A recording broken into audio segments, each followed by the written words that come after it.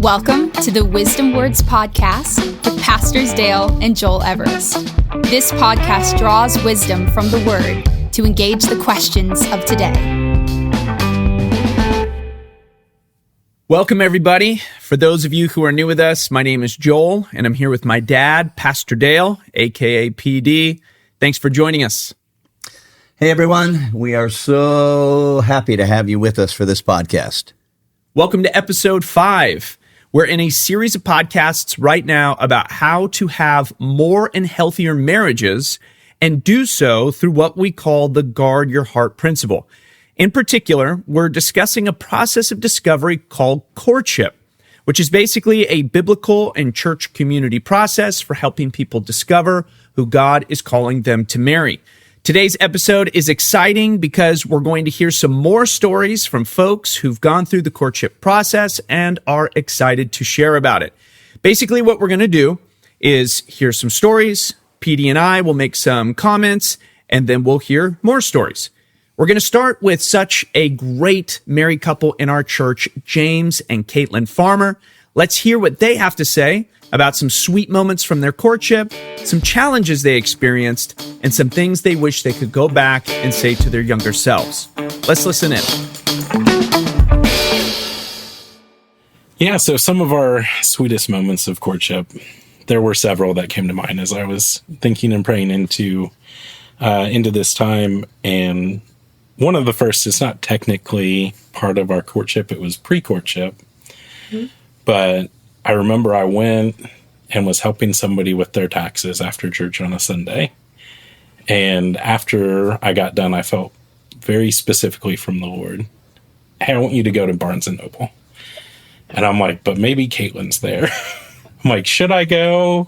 And the Lord's like, no, you just need to go. I'm like, okay. So I was like, I'll go look at some board games or something like that and make an excuse of why I'm there. If she is there, if not, then it'll be fine. And so I get there and she's in the cafe, of course, because she likes to hang out in the cafe. And that was about 2:30. And we left at like 8. And Barnes & Noble closed at 7. So we definitely hung out in the parking lot after for a few minutes, more than a few minutes, and talked. And after that, I was like, okay, it's time. I remember thinking how sweet it was that you wanted to pick me up and take me to church pretty early on in our courtship. And then all of a sudden, every Sunday, you were going to pick me up and take me to church.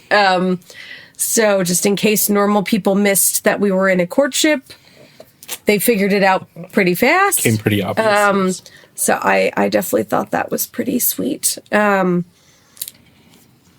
got one of my sweetest moments kind of in the middle of our courtship. Like we went to the zoo with another couple, and I just remember thinking, he really wants to stay close to me. Like whatever exhibit we're looking at animals in, he wants to be right up in my space, and I'm not opposed to this. You weren't arguing. I was not arguing.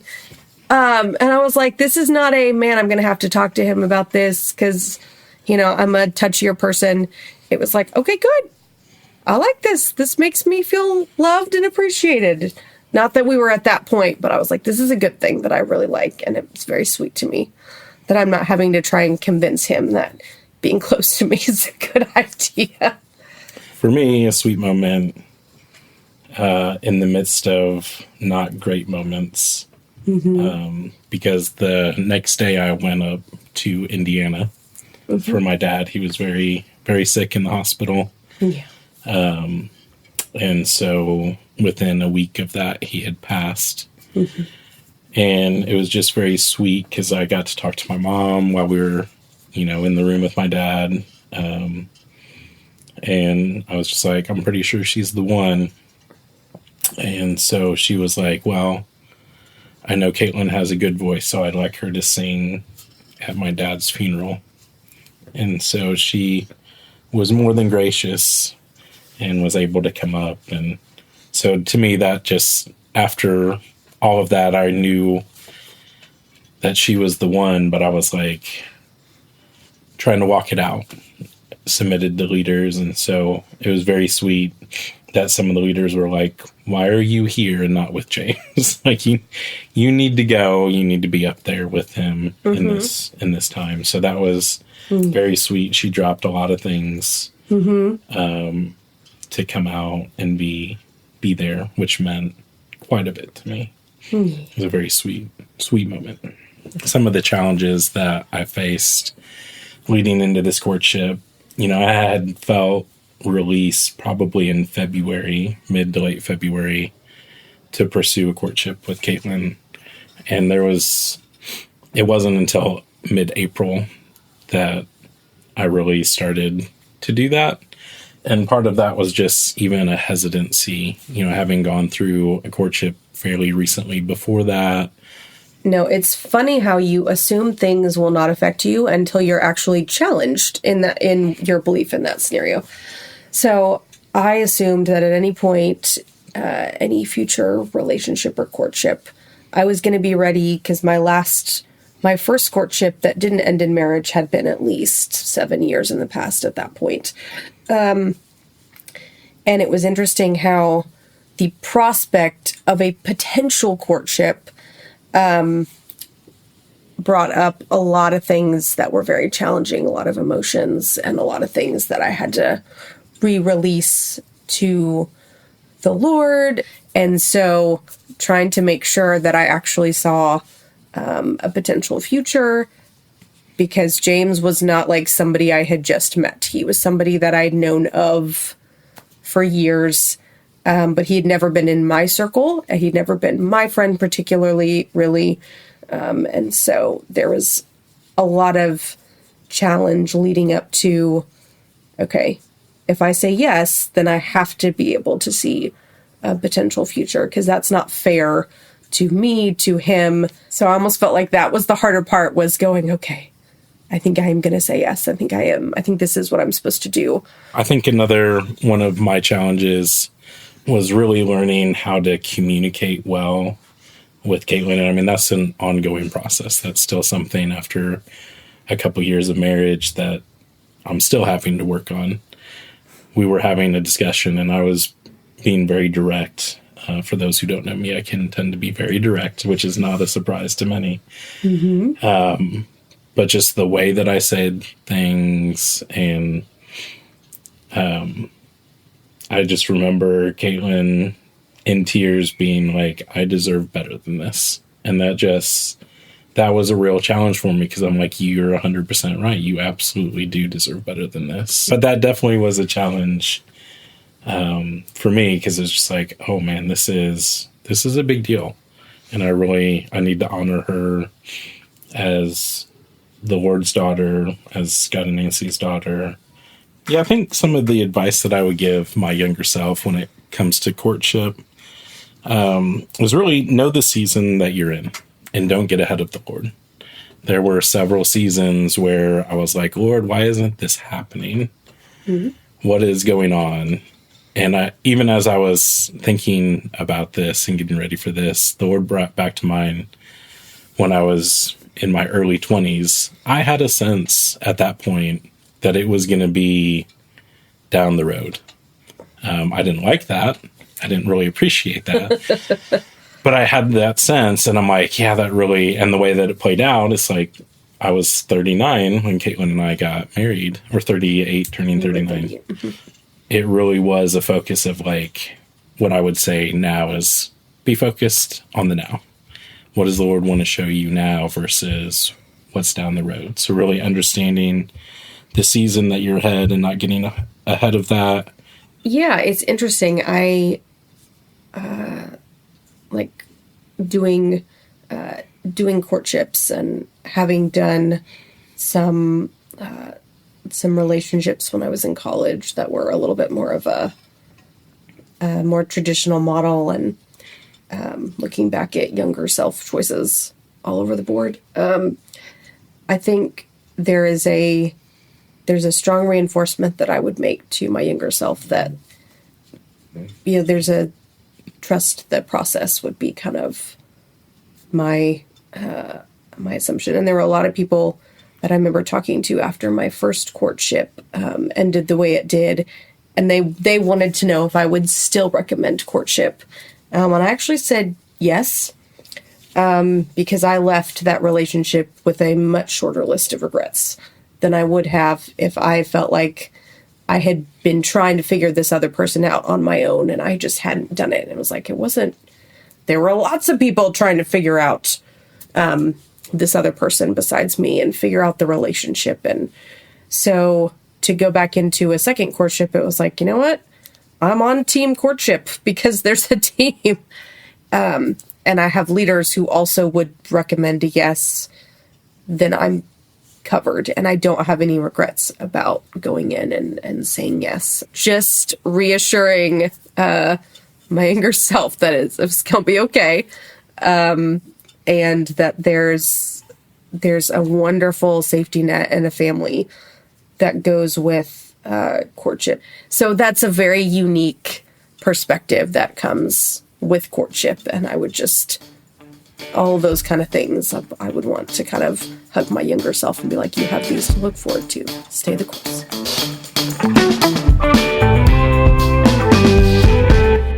That was really great. PD, what are some thoughts you have on James and Kaitlin's story? Well, I love their story. And there's a few things about their story that I think are really, really important. This is a couple who were around each other for years, actually decades. But they realized that proximity does not equal intimacy. So while they'd been around each other, they really didn't know one another very well. And rather than assuming, come on, we've known each other for years, they really took the time to get to know one another. And I think that's such an important thing. And sometimes people can even be critical of that. Like, oh my gosh, you guys have so many times for this courtship couple to meet.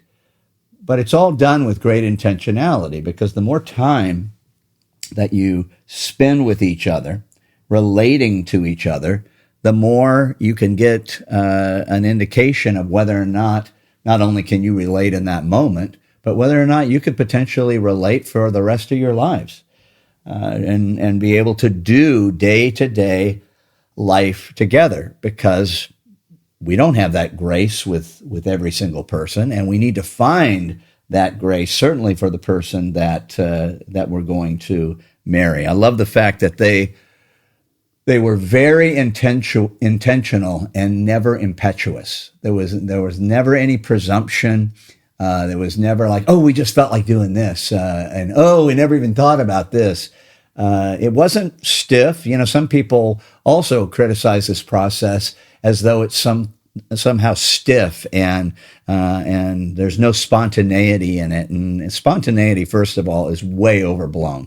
You're really going to get your best result when you plan your work and work your plan.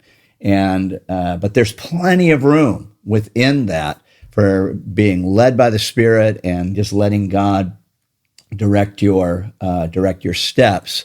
And having been involved in James and Kaitlin's premarital, I can say that by the time they got to that point where they really believed that yes, we're right for each other, and they became engaged and got into premarital, they knew each other very, very well.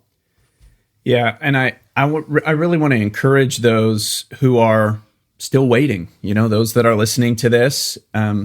James and Kaitlin, they went into their courtship a little later than probably they would have liked, or some of our listeners are hoping will happen to them. Some of these stories you're hearing, these are people who walked into their courtships in their early 20s, some their mid to late 20s, some in their 30s. And so some of you out there are waiting, and you're going, some of the ladies out there are listening. They're going, where is he? Some of the fellas out there are listening, going, where is she? And part of what encourages me about James and Kaitlin's story is they were around each other for many, many years, but God just didn't reveal each of them to each other until the time was right. And we just can't stress that enough with this, that this is a trust. This whole principle is based on the belief that God has a good plan, and I want his good plan in his timing. And his timing, we know to us, is mysterious. He doesn't operate on the same timetables that we do. So if you're still out there and you're waiting and you're wondering where he is, where she is, he or she might be closer than you think. It just might not be time. But whether they're close or whether you haven't met them yet, just be encouraged.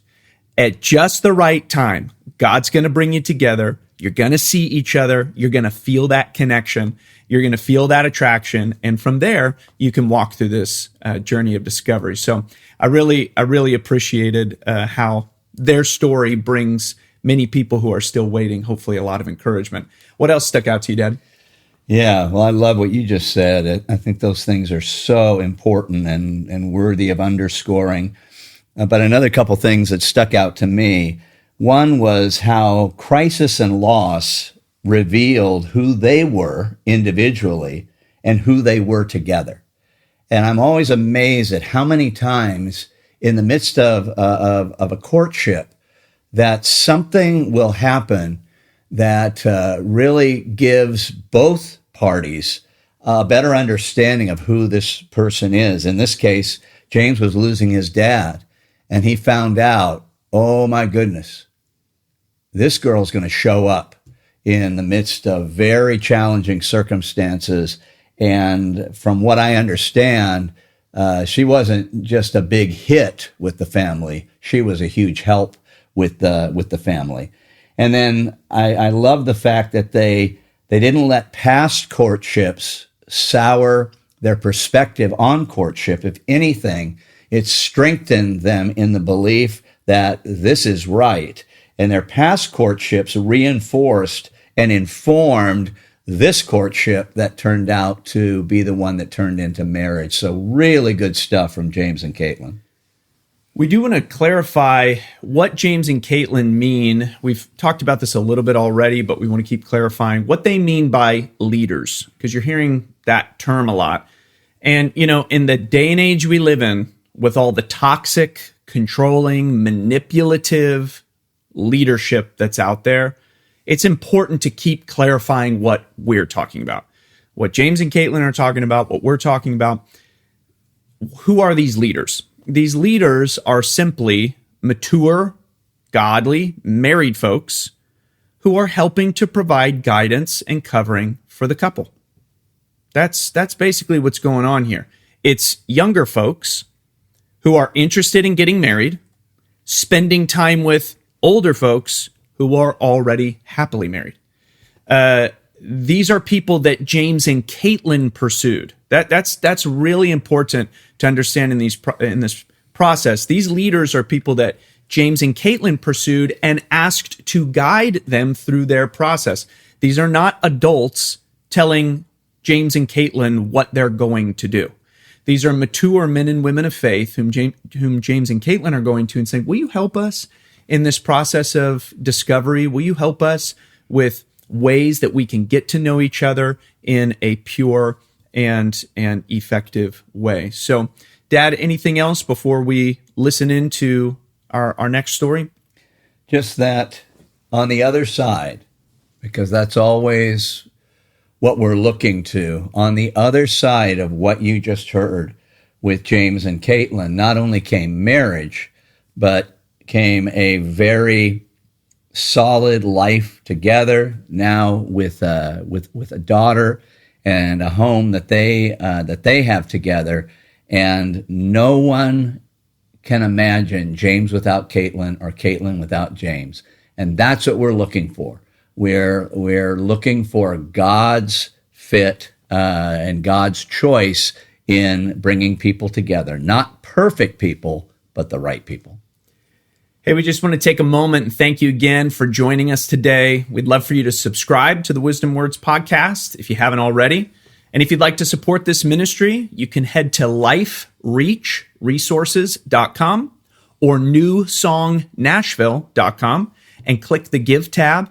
Your support means so much to us and helps us bring Bible-based content to you and folks all over the world. Now, we have another amazing couple to hear from, Eric and Kaitlin Champlin. You're going to love their story. Let's take a listen. I would say that probably one of the sweetest moments of our courtship were all of the walks that we took together. There are some wonderful places in the area like Radnor Lake State Park and Aspen Grove. We hung out there often. And we had the pleasure and privilege of having our courtship fall during a really nice time of the year. So we took lots of walks. And the discovery process is very sweet, where you know someone kind of, and then the courtship process really brings you to a deeper level with that person. And so a lot of sweet memories, a lot of sweet conversations. Courtship questions, I really appreciate how deep they are, because it's one thing to ask someone like, hey, what's your favorite hobby? And it's another thing to ask someone, what is your spiritual walk like? Or how do you handle finances? Or do you want kids? And really the goal of courtship is to figure out, am I compatible for this person? Is this person compatible for me? And it was just overall a really sweet journey, getting to know someone on a really deep level in beautiful parks. Yeah, I would agree with the walking and the talking. We also nicknamed, there was this like shopping center, the Factory, a couple couches that we called it our living room. Rainy, cold days, we'd spend a lot of time there. But I think one of my favorite parts of our courtship was a giant bucket list that we wrote together, and then we would have everything from really silly things and really novel experiences on there. And the rule was that, well, and it continues to be, that we can never finish the list. So Eric does not like that rule because he loves checking off lists. Yeah, like if we get close to finishing it, we'll purposely add more things onto it to just keep the ball rolling. Yes. So I think having that, it like helped us to have a lot of fun together, but also see each other in a lot of different like situations and settings. And so, yeah, we had a lot of fun with that list. I think going off of the courtship questions, like they were kind of like the springboard for a lot of rabbit trails of stories and conversations. And so I think we really developed a really strong friendship through that time of asking a lot of questions and discovering and, understanding more about each other and also ourselves in the process. And I think something I loved about, we were really encouraged, like, by our mentors to both appreciate and really celebrate our differences. And we have a lot of differences, so there was a lot to celebrate. Yep. Iron sharpens iron, though. Yeah. So I feel like we were really encouraged, like, to see that and how we balance each other. And I felt very empowered during that process to hear from the Lord and really the freedom to walk in that as a couple. Honestly, our courtship was so smooth that I think we both kind of talked about it at different times. Like, are we missing something? Like, This is so smooth, so peaceful. And that was just like, I felt like God's favor and just the peace that he gave us.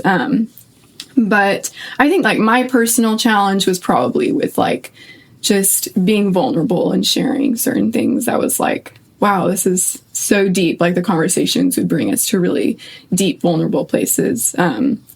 But I think like just the practical challenge of carving out the time and the space to connect with each other and with mentors and like really not like just breeze through questions, but really taking the time. I think, it took time, and we were both in very busy seasons with opposite schedules, which is still true. And so it kind of like gave us the tools to like learn how to do that early on, of like how to be really intentional with each other. And even when we're just really busy, but yeah.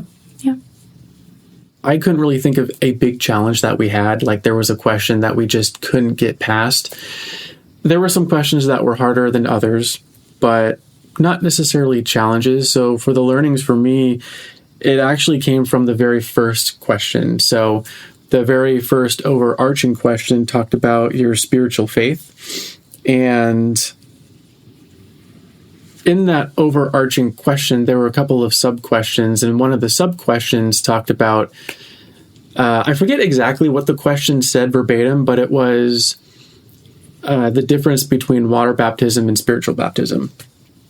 And I grew up in a church where it was taught that it was like a 2-in-1 package. You get spiritually, or you get water baptized, or then you're inherently baptized by the Spirit. And so when we were talking about that and talking through it, it was like a realization to me of, well, wait a minute. And then we went to scripture and read some verses, and I'm like, well, shoot, I want to get spiritually baptized. How do I do that? And learned about the difference between the two and why they're both different, but both very important. And so that was a big, big learning for me. Again, not necessarily a challenge, just a big learning. I'm very grateful for that. So one thing I would say to my younger self about courtship is that it's a lot like counseling, like premarital counseling, but more for couples. And I'm a very, very big advocate for counseling in general. I think even if you don't think you need counseling, it's always good to get some counsel. Just talk to someone, whether you're going through a rough season or a great season. And so big advocate for counseling in general. So tying that into like couples counseling, for me, I loved it. The concept of courtship was newer to me, and I learned about what courtship is through Kaitlin, through New Song, and I asked around prior to starting the courtship, asked a bunch of different people, and met with Pastor Michael as well, just to get different opinions on what is it, what to expect. And I think going back, I would tell myself, hey, you're making this too complicated. It's just like counseling with someone who could potentially be your wife one day, and a really beautiful discovery process, and just to relax. It's a lot of fun. So that's one thing I would tell myself. The research really goes along with your personality, though. Thank you. So I grew up hearing a lot about courtship, but I think I had some different beliefs about it that weren't really accurate. So I'm definitely a feeler, and I have a pretty free-spirited personality. And so I think I would go back and tell my younger self that every courtship is tailor-made to that specific couple. So two people are, no two people are exactly the same, and no two courtships are exactly the same. And so I think that would have put me at ease, just being someone who doesn't like to be put into a box and feel, like in a cookie cutter situation, I guess. Yeah. But our experience was really that courtship is very natural and freeing.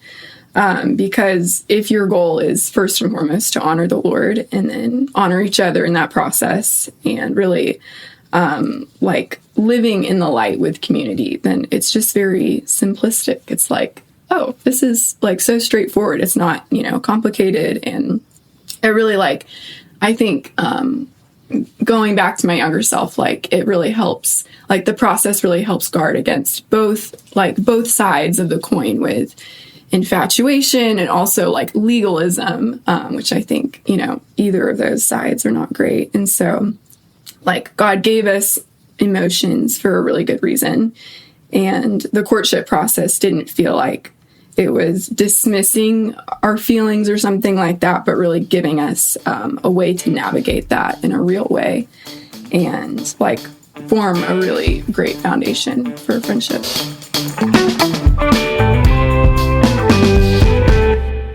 Wow, that was really, really good. Dad, why don't you start us off here? What stuck out to you from Eric and Kaitlin's story? I really liked what Eric was saying about the questions that were posed to them and just how helpful those questions were. That he found them to be deep and probing and thus clarifying. And that's one of the big things about courtship, is rather than you coming up with all your own questions, you have people who love you, who care about you, and who just know more than you about such things. And they give you questions that you probably wouldn't think to ask, but once you ask them, you find that the answers are really, really helpful.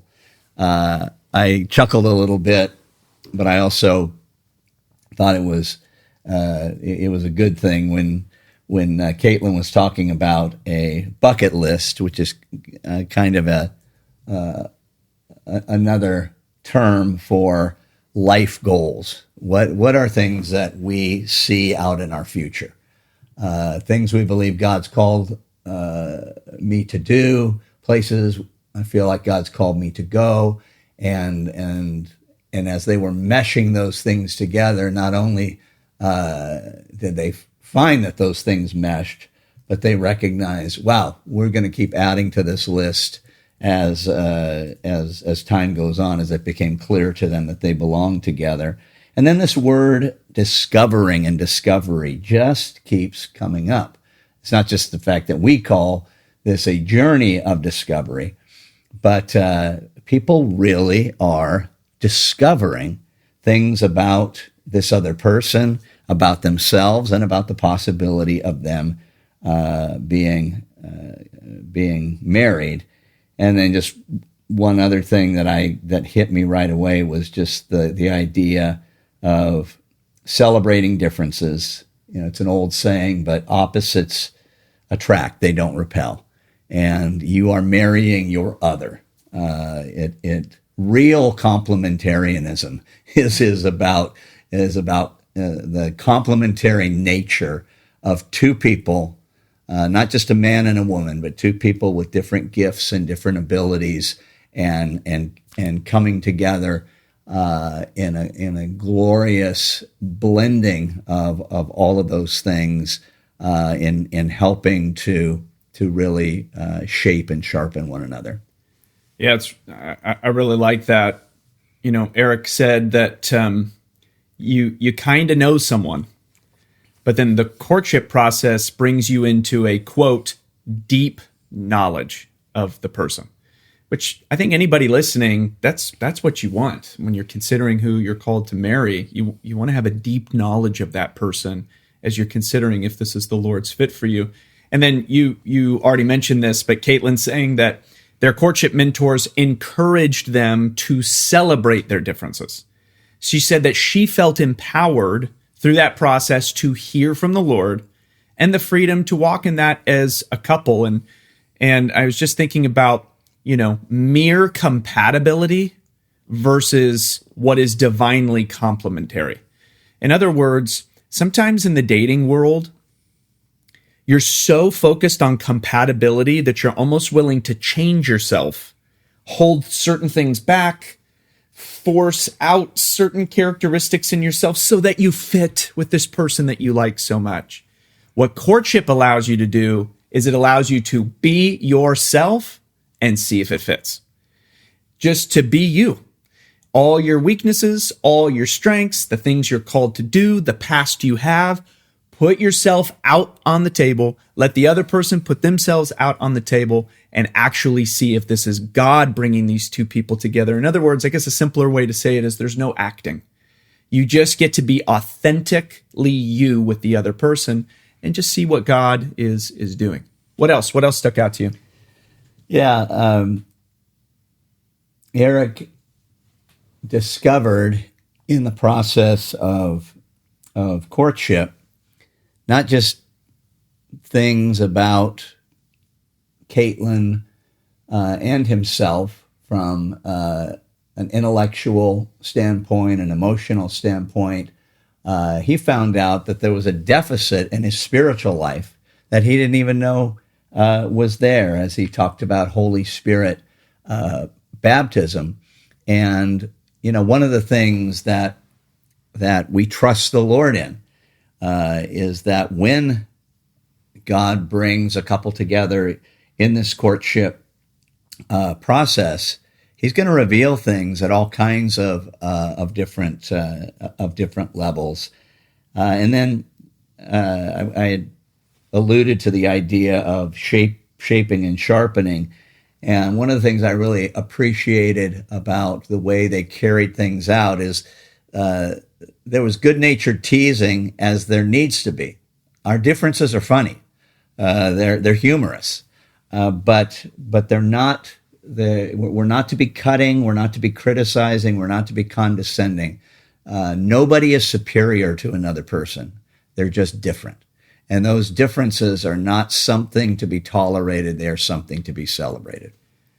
You know, a big cause of conflict in marriage is a lack of agreement on key values and issues, key values and beliefs. And so you mentioned that, you know, the person and work of the Holy Spirit, that is a huge issue. And if you're not on the same page about something like that, then problems are going to surface in your marriage. And a lot of times dating relationships, it's not that people don't try to discover one another, but things just tend to stay so surface level, and you want to keep things good with the other person that you don't really discuss where there might be key disconnects in values. And so I was so appreciative of that, like you said, Eric and Kaitlin were able to get on the same page spiritually and make sure that they were sharing beliefs and values about God and the Word and the person and work of the Holy Spirit and community. Kaitlin also said that it was a challenge for her to be vulnerable. This is a big one. How common is that? Young women in particular, I mean, young men do it as well, but it seems to be pretty common that young women want to please the men they're interested in. And so in an interest to please, they may not be super open about their struggles. Well, when do you think those struggles are going to surface? They're going to surface at some point in the marriage, and they're going to surface at some point during challenges. They're going to surface at the worst possible time. So not only are you going to go through challenges as a couple, but in the midst of those challenges, here come the vulnerabilities. Here come the insecurities. Here come the fears. Here come the frustrations. And it's like, you just get waylaid. Rather than let's be vulnerable right at the beginning when we're discovering whether or not we're supposed to be married. That way we know the other person, so that when these things surface in challenges again, which they will, challenges bring out those fears and those difficulties. We're not shocked by them, but we've actually had some opportunities to work through them with each other. So I like that as well. Kaitlin said something, and PD, I think you have something really strong to say to this. She said that every courtship is tailor-made. And we'll close with this idea here. Tailor-made and unique to each couple. Not a cookie-cutter process. That courtship is more about basic guidelines that help you discover. It doesn't need to feel cookie-cutter. It doesn't need to feel robotic. And she said the process was so freeing. She said it was really just about submission to the Lord and living life in community and having a ton of liberty within those guidelines. So why don't you close this section on commenting about that cookie cutter idea that sometimes gets associated with courtship? Yeah, that's good. We're trying to do some myth busting as much as anything else when it comes to courtship. And one of the myths we have to bust is the myth of cookie cutter courtships. Courtships are just cookie cutter. Everybody's the same. It's a thing, hoops you have to jump through, things you have to do. It's just so sterile. It's just so dry, so lifeless. Nothing could be further from the truth. So I want to say two things. Number one, courtships, while they have eternal principles and practices attached to them, they are as flexible as the differences that you find in the two people involved. And let me just say, there are other pastors and other churches. You're going to hear this and say, we want to do this. If you're not willing to take the time to walk with people in a spirit-led process, don't do courtships. Just leave people on their own. They'll do better than they would do if you're trying to do cookie-cutter courtships. Instead, love people enough, care for people enough to be able to be willing to enable them to walk through a process that is tailored for them so that it can give them their best possible outcome. Super strong. Okay, our final story comes from Tyler and Katie Beiden. Really, really stirring story you're about to hear. Let's listen in.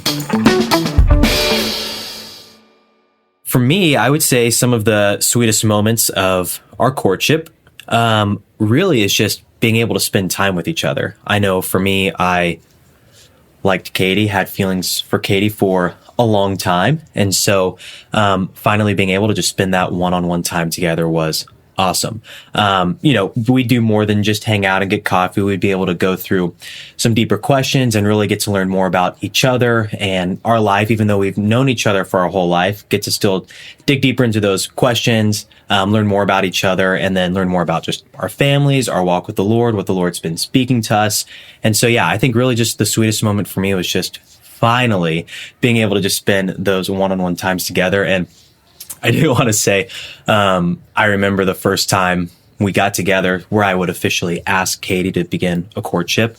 I asked her, and I think I was inside trying to just keep my cool. And she said, yes, I want to start a courtship. And I just said, nice, and gave her a high five. High five. On the inside, I was as excited as I could possibly be, but I think I was really trying to keep my chill in that moment, but was just so excited to finally be able to start our courtship and be able to spend that time together. So that for me is just some of my sweetest memories. Mm-hmm.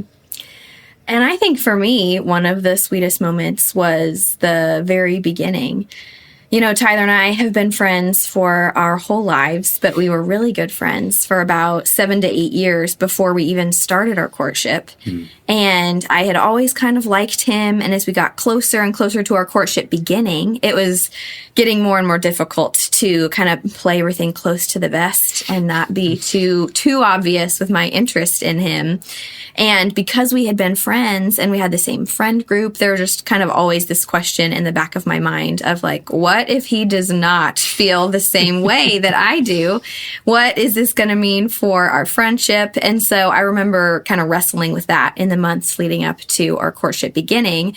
And so the relief and excitement that I felt when I realized that he did feel the same way and he did want to start a courtship, it was just such a great feeling. And being able to spend, kind of like you talked about, Tyler, that time together. Mm-hmm. We would go get coffee. I remember one time we went and we rode go-karts. We would hang out with our families and our friends. And I feel like fun is such kind of like a basic word to describe it. But that's when I look back on it and I think about it, it really was such a sweet and a fun time together. Mm-hmm. And I think because we had been so guarded for so long, it was so great to be able to really open up more and to get to know each other in a deeper way. We already knew each other really well because we were already friends, but we got to really start asking those questions that we hadn't been able to ask before and really seeing for each of us, asking the Lord, is this the person that you have for me to marry? I like to think in Ramsey terms, but as Ramsey would put it, I am the free spirit. Katie is definitely the nerd. No offense to Katie. And while that does relate to how we manage and handle our money, it also relates to how we live our lives. I'm definitely more spontaneous, a little more easygoing. Not that Katie's not, but Katie is definitely more of a preparer and a planner than I am. And so I think discovering those differences that we had brought us some good conversation during courtship. But now being in our marriage, we have seen how those differences play out and how they actually complement each other. Mm-hmm. And I don't remember there being a ton of things that were looking back, being like, oh man, that was a rough time. But I will say that Tyler and I are really different in most ways. And I think we really started to see that as we got farther along in our courtship. And one of the things that I do remember that came up for us was money. And like you said, Tyler is more of a natural spender and I'm a natural saver. And I remember that we did talk about that. We talked about how we both handled our money, some of our future goals with our finances, our ideas on saving and spending money, all of those kind of things. And it is interesting now because we still both have those tendencies of me being more of a saver, you being more of a spender. But I feel like we really have helped each other kind of balance things out as the years have gone on.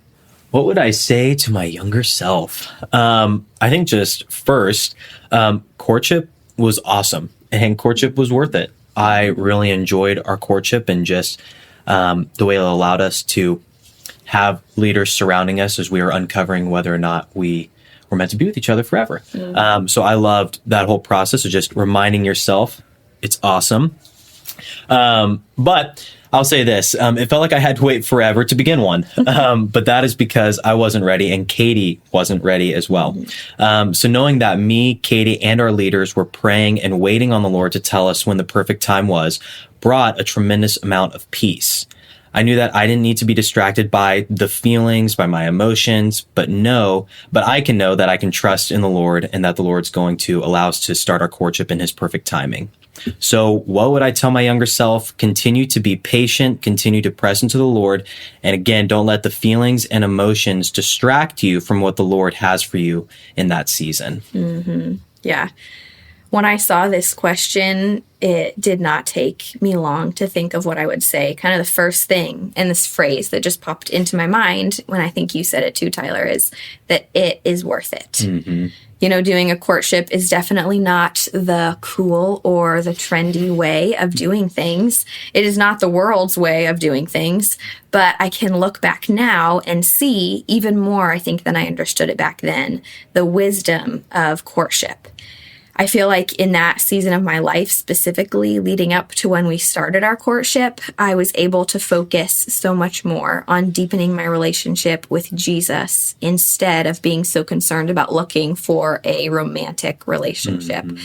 And before anything else, before the romance, before all of those lovey-dovey feelings, there was a strong and a deep friendship between Tyler and I. And as the years have gone on, you know, we've been married for almost 8 years. We have a family. We have 2 sweet girls.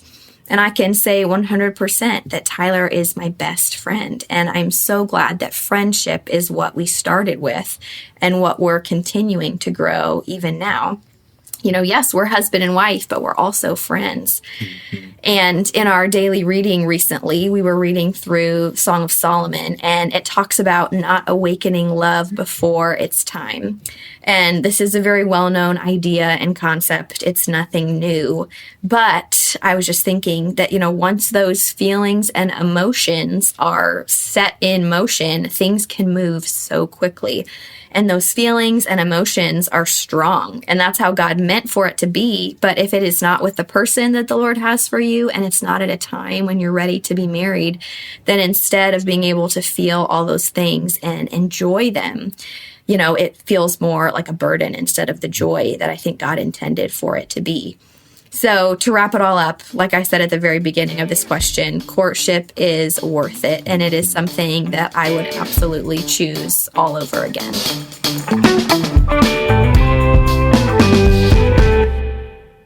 That was really, really encouraging.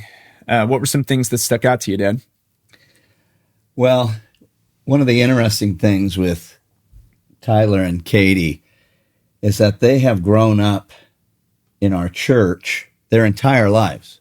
So you talk about people knowing each other, being friends with each other, and then getting to a point in time of recognizing, wow, this is the person I could be married to one day, but it not being the right timing for them to even begin to explore that question, and how they just waited patiently. And they didn't hurry the process. They didn't circumvent the process. They waited for the right time. And boy, did they get the right result. And that's one of the things I think that we are seeing in all the couples we're hearing from is they honored the process. And they honored a process that is an honorable process. There's nothing about this. For critics who've tried to say, well, this is weird, this is strange. They say, no, it really isn't.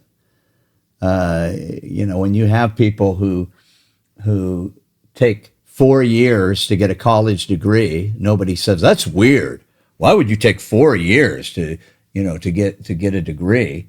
No, every good thing requires an appropriate process. And so I really loved that what Tyler and Katie said about the fact that even though they'd known each other their whole lives, it was kind of a knowing, not knowing, that once they got into the courtship process, they just went deeper and found out things that they just weren't aware of. Love what Katie said about the fact that if she could say something to her younger self, she would say courtship is worth it. And I love the fact, too, that they kept coming back to this issue of friendship. And, we have said for so many years that we need to build the strongest, what will last the longest, and that is friendship.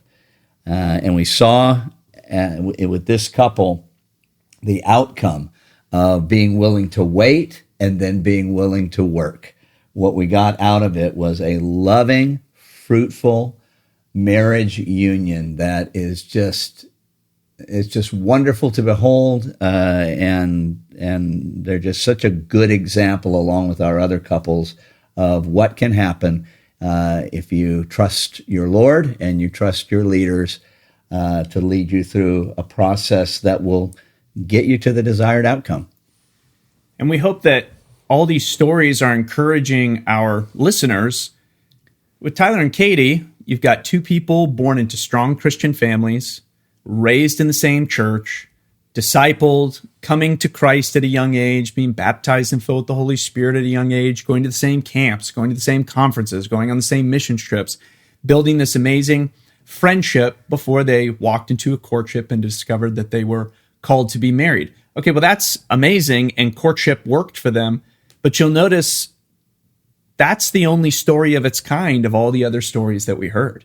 Everyone else's story was a story of past relationships, or one person had past relationships, one person didn't have past relationships, brokenness, sin issues in their past, coming from different backgrounds. So we hope that encourages those that are listening that courtship can not only be tailor-made for any couple, it can be fruitful in the lives of any couple coming from any background, as long as people are willing to walk through the process in faith. Katie also said something I thought that was funny and super true. Courtship is not cool, and it is not trendy. And you know what? That can kind of rub some young people the wrong way, that it's not cool, it's not trendy, it's not most of what you hear out there. Can I ask us a question? What do Christians do that is cool and trendy? Why is that even important to us? Is studying scripture trendy? Is a life of holiness trendy? Is prayer and sacrificial service trendy? The answer is no. And so sometimes younger folks can be a little bothered by how counterculture courtship really is. But as a Christian, if you're a Christian, a Christ follower who himself was not cool and was not trendy and was incredibly countercultural, then it's kind of like, yeah, courtship is countercultural, but I'm a Christian. So maybe this is something I should seriously consider. What else did you like from their story? I really liked again, we've said this about other couples, but I really liked the way they talked about their differences. Tyler tending to be a spender and Katie tending to be a saver. And rather than going to their separate corners and living in extremes, all you ever want to do is spend money. Well, you don't know how to enjoy life. And instead, they came together and considered potentially what a life together could look like in helping one another. And I can attest to this fact, as anyone who knows them can, that they are a very good balance of knowing how to enjoy God's blessings and how to be appropriately frugal at the same time. And so these are people who have a wonderful marriage, two beautiful kids, and a life that honors Jesus and is a great testimony to others. But I don't believe they would be fully where they are today were it not for the fact that they were willing to submit themselves to, again, the Lord that loves them and leaders that love them, and a process that was a proven process. Yeah, and as we've said, the goal of what we're talking about is more and healthier marriages in the church. And finances is something that gets skipped over in a lot of dating relationships. And depending on where you look, the statistics indicate that upwards of 4 or more out of 10 divorces claim financial disagreements as the primary cause. That's, I think everyone listening would agree we would like to see that trend change. And so how great for Tyler and Katie that they talked all this stuff through before they even got engaged. They acknowledged strengths that they each had, but also challenges that they each had, and a commitment to one another that they weren't going to walk in extremes and become yet another statistic of marriages that end because the financial disagreements became too much to bear. What's a final thought that you have, Dad, on Tyler and Katie's story and just on these stories in general as we bring this series of podcasts about guarding your heart and courtship to a close? Well, I really hope that as you're listening to not just our teachings on this subject, but people's stories, real life narratives, I hope you're realizing that not only is this not strange, it is strong. And it does not produce turmoil. It produces peace. And when done well with good and godly leaders, led by the Holy Spirit, you wind up with something that you can look back on and say, we wouldn't have wanted to do this without that process, and something that you can recommend to others as well. I think a good closing thought for people to consider is that Tyler said he felt like he was waiting forever. I think just about anybody can relate to that. It feels sometimes like you're waiting forever. But he said he was waiting, and they were waiting, simply because he and Katie were not ready yet. I mean, that's pretty simple to understand, but I hope that it encourages those that are listening. To those who are waiting, we want to encourage you. Please hear this. When you're ready and the person God has for you is ready, he will bring you together. Yes and amen. We hope this has been helpful for you today and gives you some wisdom to consider. If you haven't heard our previous episodes on this topic, please make sure to check those out. Thanks for listening, and we'll see you for our final episode in this series, where we're going to hear 3 more amazing stories from married couples who've gone through courtship. You're not going to want to miss it. We'll see you next time. Thank you so much for tuning in today. Don't forget to subscribe so you don't miss any of our new episodes. If you'd like to support our ministry, head to lifereachresources.com or newsongnashville.com and click the Give tab to help us continue to bring Bible-based content to you and others around the world. Join us next time here on the Wisdom Words Podcast.